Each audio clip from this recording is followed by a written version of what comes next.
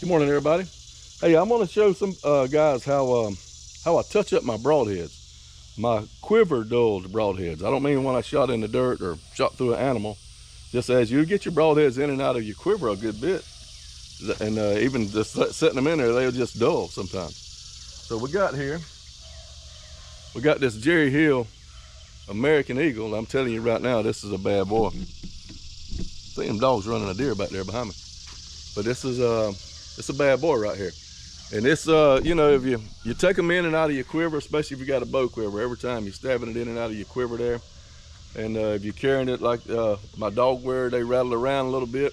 These are the tools that I use to sharpen them. And you can use the sharpen, like if you get a brand new broadhead, especially ones like Jerry's got here that already come sharp, but you can touch them up. And I have some things that I use. A fella gave me this one time, and I bet this thing is 25 years old. And I remember buying some grizzly broadheads from somebody, and he gave me this rig and some little angle thing that you sharpen them with. And this thing works good. And it has, these are diamond stones. It has, you got the rough one, and then the medium one, and then a fine one right here. I use this on broadheads that are kind of dull.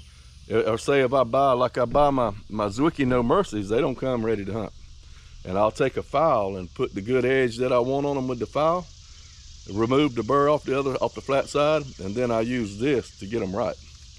But once they get in the quiver, you're taking them in and out, you know, you want to touch them up a little bit. It ain't quite as sharp as it was before.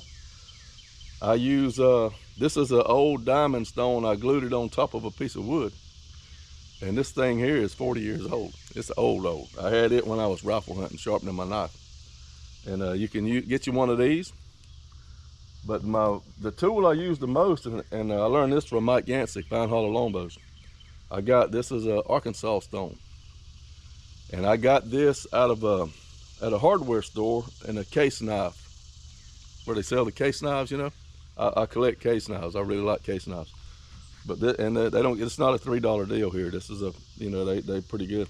But all you simply do, and as I'm doing this, I'm going to show you how I sharpen the Jerry Hill broadheads too. That's why I love these. I like Simmons broadheads. I'm not talking bad about them, but I like the Jerry Hill broadheads. One reason is for sharpening, because I don't have to have something round like a steel or a round file to sharpen them. I can do it with a rock. And say this broadhead here is sharp. But if I were going to touch it up, and I'm not going to get down there on the thing and do it for you, but I'll show you. I would take this thing. You can sharpen these. I hope this thing works. You can sharpen it like that section there. You got to get the right angle. And you do that simply by looking, and you'll learn to feel it. And you know, you get you a few licks like this. Say this thing is quiver dull.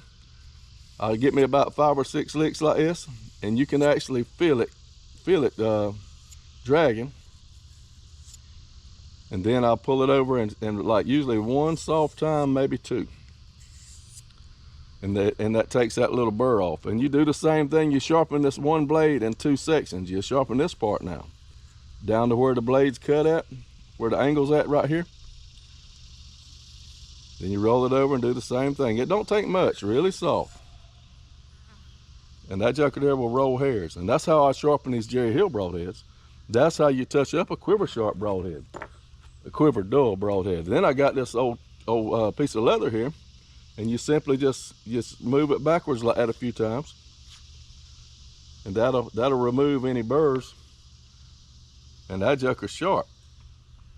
Now Howard Hill, the way he sharpened these heads, he used a file, and you can actually get, like, there's a little bit of a burr right here. When I was sharpening, I didn't get all that burr off, and if you turn it in the sun just right, you can see that burr. I'm gonna get that off right quick.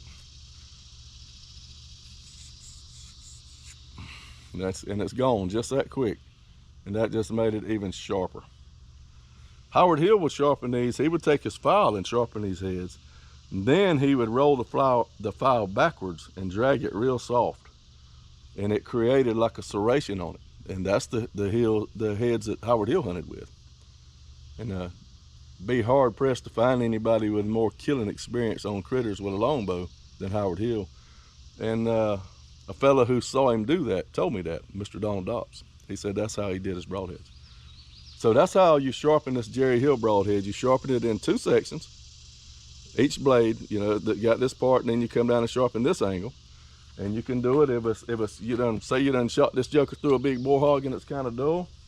You can take you do the coarse, medium, and the fine deal here. But if you've been in and out of your quiver with it a good bit, and most time if you shoot a deer or something through the ribs where you're supposed to hit them, it ain't gonna dull your broadhead that much. You can wash it off and just go back to your Arkansas stone here and touch it up like that. It takes practice. Get you one broadhead, don't get frustrated with it. But where people mess up, number one, they'll turn the angle too steep. They'll turn it like that. Too steep. You got to look at the angle that's already on the blade and keep that same angle. And you'll feel it. Once the stone starts cutting a little bit, you'll feel it. And then you just simply roll over, and people they put too much pressure. When I sharpen ones with woodsman heads, I use a file. And I got a video where I got one that's dull. And I mean, I stick it in the ground, and then when I get through sharpening it with a file and a piece of leather, it'll shape it. But the key to it is the last little bit of sharpening with the file, I just let just the weight of the file sitting on there. And that's where people mess up with file sharpening and with sharpening with a rock, is they put too much pressure on it. You may have, if it's really, really dull, you may have to throw some pressure on there to get that blade cut down, get you get a burr on the other side. And that's the key to sharpening. If you guys that don't know, is you keep that right angle and you keep moving it, you keep on until it produces, you can rub your finger on the other side and you feel a slight burr on there. Then you flip it over and remove the burr with the least amount of pressure as possible, and it'll transfer a smaller burr back to the other side.